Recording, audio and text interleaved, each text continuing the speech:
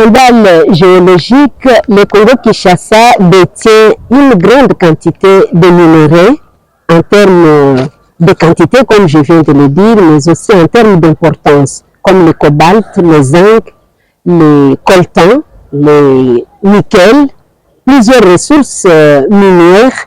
Mais la question se pose, quel est l'impact environnemental de ces minerais? L'exploitation, est-ce qu'elle suit un certain nombre de critères posés par les experts en exploitation minière? Et quelles sont les sanctions qui sont réservées aux sociétés minières qui ne respectent pas l'exploitation en normes de ces minerais? Bienvenue à SOS Environnement, votre émission qui vous incite à adopter un comportement favorable au maintien en forme de l'environnement qui est notre cadre idéal dans lequel vivent les êtres animés et inanimés. Et cette émission aujourd'hui va se focaliser sur l'exploitation minière, mais surtout le respect de cette exploitation de normes environnementales. Et contrairement à tous les jours, notre invité du jour, fidèle téléspectateur, il s'appelle Beni Kinkela. Il est détenteur de plusieurs diplômes, licencié en sciences de l'information et de communication de l'UPEN. Il est aussi licencié en droit économique et social de l'UNIKIN, donc l'Université de Kinshasa.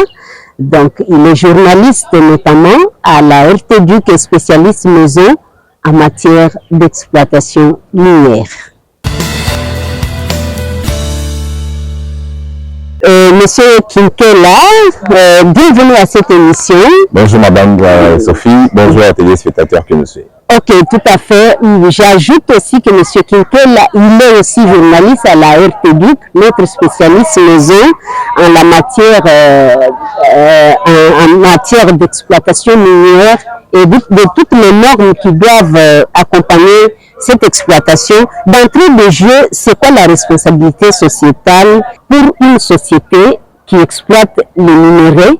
Vous savez que l'exploitation des minerais a un impact très significatif sur l'air, la pollution de l'eau, mais aussi sur la population environnante. Merci Madame Sophie pour la question posée.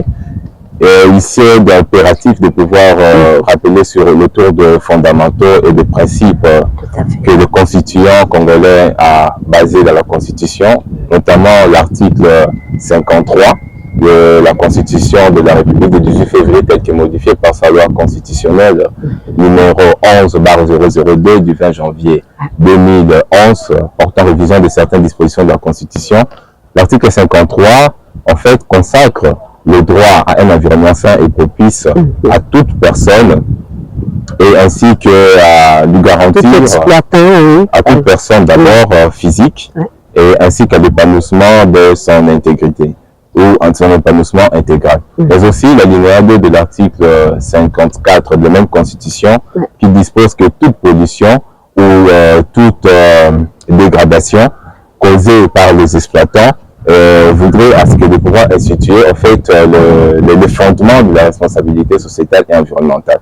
Mais cette notion de la responsabilité sociétale et environnementale, RCE, est fondée sur la résolution ISO 26000 qui se définit comme étant une volonté de l'intégration qu'une société, ça peut être une entreprise commerciale, donc ayant le commerce comme l'objet d'ici de ces activités, de pouvoir réparer autour de dommages causés, de dommages écologiques ou de préjudices écologiques sur la société et sur l'environnement. Donc voici en quelque sorte la définition. Voilà, fidèles téléspectateurs, beaucoup d'effets néfastes sont issus de l'exploitation effrénée des minerais. Et notre spécialiste a épinglé quelques-uns de tous ces impacts causés par l'exploitation minière et nous pensons que des émissions comme celle-ci sont aussi une façon d'interpeller ceux qui nous dirigent, les responsables notamment, les spécialistes en matière d'exploitation minière qui doivent prendre compte de toutes ces populations qui entourent les sites concernés par l'exploitation minière, les zones minières, la pollution de l'air, la pollution de l'eau, mais aussi beaucoup de maladies qui s'en suivent pour ces populations. Oui, Monsieur Kinkel, est-ce qu'il y a des sanctions parfois infligées aux opérateurs miniers qui exploitent au cas où ces derniers ne respectent pas quand même des règles? Et justement, en fait, le législateur congolais, parce que c'est un secret banque de Polichinelle, d'avouer que la RDC s'est dotée d'un nouveau cadre juridique par sa loi du code minier promulguée en 2018. Et cette loi comporte plusieurs dispositions qui s'intéressent à la protection de l'environnement et aussi à infliger des sanctions, comme vous venez de le dire tout à l'heure, un régime répressif. Parmi ces sanctions peuvent être administratives, aussi des sanctions pénales. Il y a par exemple la déchéance, les retraits plutôt d'un droit minier. d'exploitation. Oui, les droits miniers sont en fait des autorisations administratives. Ça peut être un permis de recherche, permis d'exploitation de petites mines, tout comme des permis d'exploitation des rejets. Il n'y a pas que ça, il y a aussi la suspension des travaux et des recherches en phase d'exploration et aussi la suspension de travaux d'exploitation. Mais aussi, parce que j'ai évoqué la question liée à la sanction pénale, je vais prendre notamment, il y a l'interdiction de sortir du pays pour l'exploitant qui arrive à la fin de l'exercice, ou elle arrive à la fin de sa mission, mais qui refuse de réhabiliter l'environnement suite au défrichement de l'état du sol. En fait, parce que et ça peut également créer l'érosion. C'est ce qu'on voit dans beaucoup de sites d'exploitation où les érosions se créent et il n'y a pas de réparation. Oui, il y a l'érosion du sol, il y a également la destruction de la faune tout comme de la flore. Tout à fait. Et la destruction de l'espèce aquatique, par exemple. Donc, tout ça, c'est ça. Avec tous les produits chimiques qui contribuent à l'exploitation et qui mettent en mal l'écosystème marin. Justement, parce qu'il s'agit des impacts chimiques, puisque l'eau qui est polluée, puisque si vous prenez la consommation de cette eau, ça peut vous causer des maladies hydriques. Tout à fait. Et de la peau aussi, ça peut. Il y a également des impacts psychosociaux. Psychosociaux, tels que ça peut également perturber aussi le sommeil d'une personne, par exemple.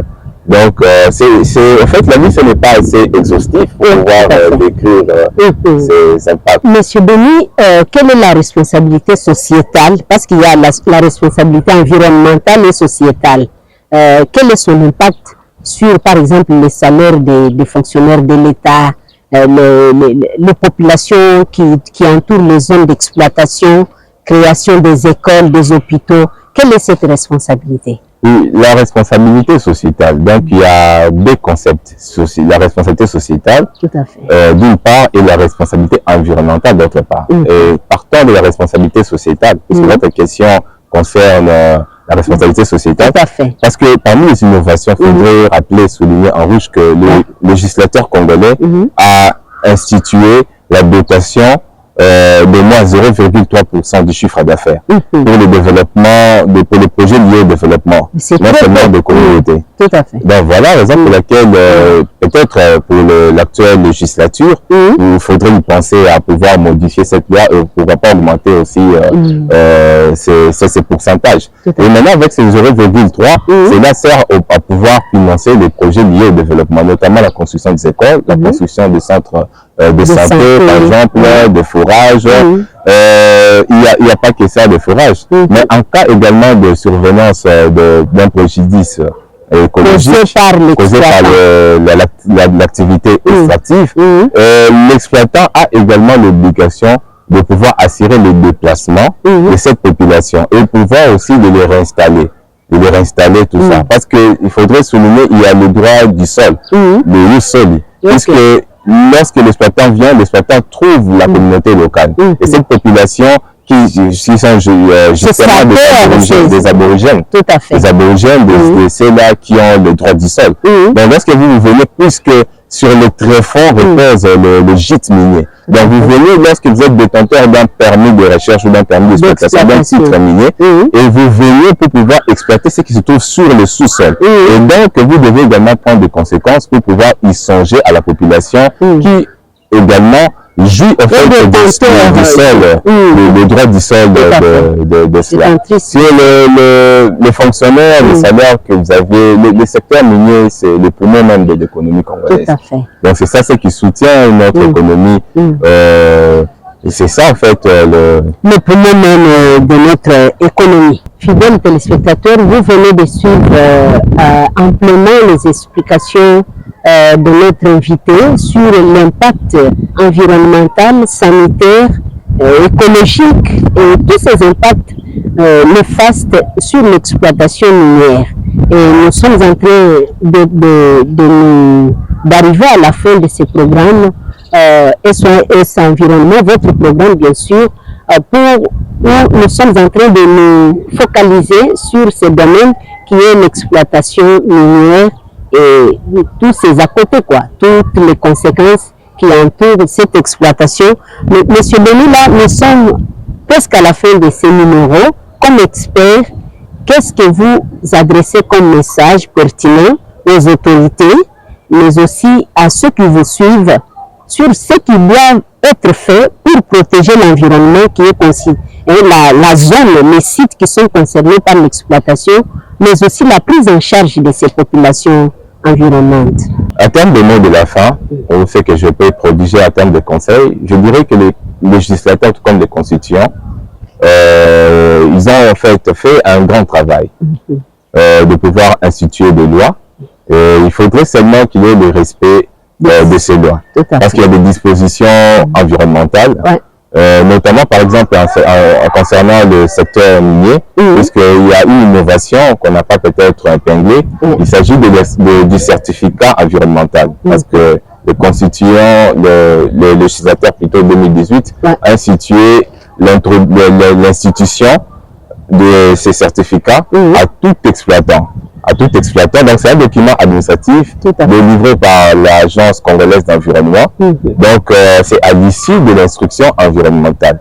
Mais hormis cela, il faudrait que les sociétés minières en phase de recherche, tout comme en phase d'exploitation, de pouvoir élaborer et soumettre à l'approbation le plan d'atténuation et de réhabilitation, puisque dans ce plan c'est un engagement. Il y a des mesures que ces sociétés doivent prendre en phase de recherche, tout comme pendant l'exploitation, tout comme après l'exploitation.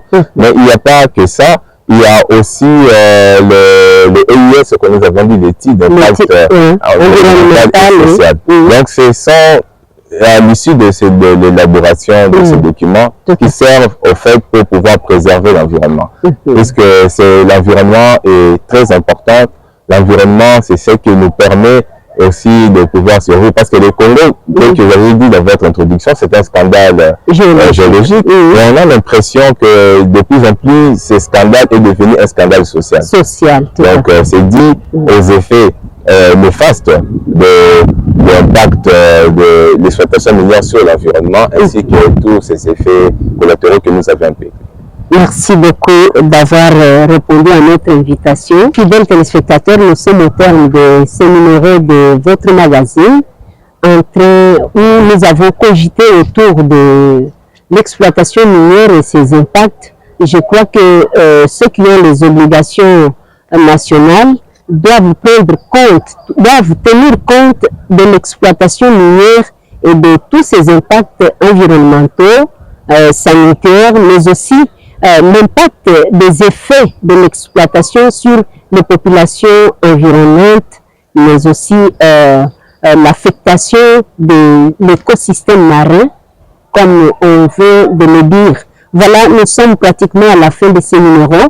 Nous remercions la technique de nous avoir permis de nous introduire dans vos maisons, mais aussi nous vous exhortons, si vous voulez, à être des éco-citoyens, à prendre conscience et à mettre vous focaliser sur la protection environnementale, car l'environnement est le cadre idéal dans lequel nous vivons tous. Il constitue une case commune dans laquelle nous vivons, on ne la brûle pas, une branche sur laquelle nous sommes tous assis. D'ici là, portez-vous bien et à la prochaine.